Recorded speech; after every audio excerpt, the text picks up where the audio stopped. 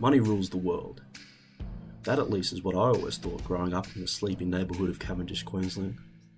The lack of hustle and willingness to live the draining life of a 9 to 5 never stood well with me. I always felt like I had more to give than that. The benchmark set by an average town in Australia was something I already thought was way too ordinary for a man of my ambition. I don't blame my parents for my upbringing, however.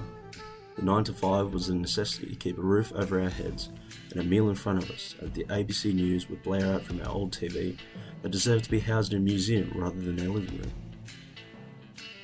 My incessant need to excel from a dull life burned deeply inside me from a young age. The finance report, anchored by Alan Kohler, would keep my ears perked most nights as I learned all things money markets from one side of the globe to the other. He was my hero.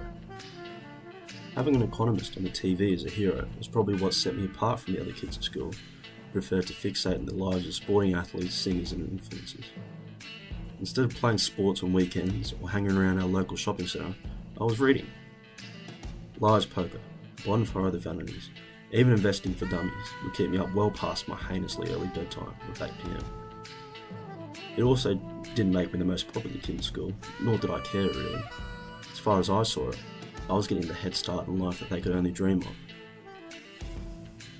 My obsession on the stock market was what drove me from the time I woke up until the time I slept. Little did I know the world of the money markets was some of the most debaucherous and ungodly places that I would ever find myself in.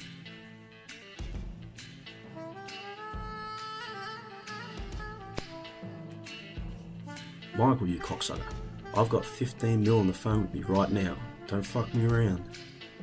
The rash language of a trader is something by now I'm used to. Simon was the epitome of this nature, and this is one of the nicer things he'd scream my way. The idea of Wall Street at this point has borne me down to nothing but a zombie behind a screen.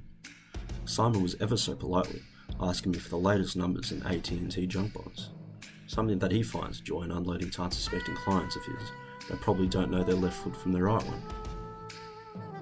His rationale was simple, but adopted by almost every struggling trader looking to leave a mark in the firm. Give me the dog shit, so I can sell it to some schmuck and get it off our books. For those that couldn't find proper good product to sell that would make both parties money, this is the next best option. Nothing makes upper management happier than getting losses off our books, he'd remind me every time he's making a trade like this. Little did he know, I had the numbers up on my screen already. I just liked when he squirmed a little.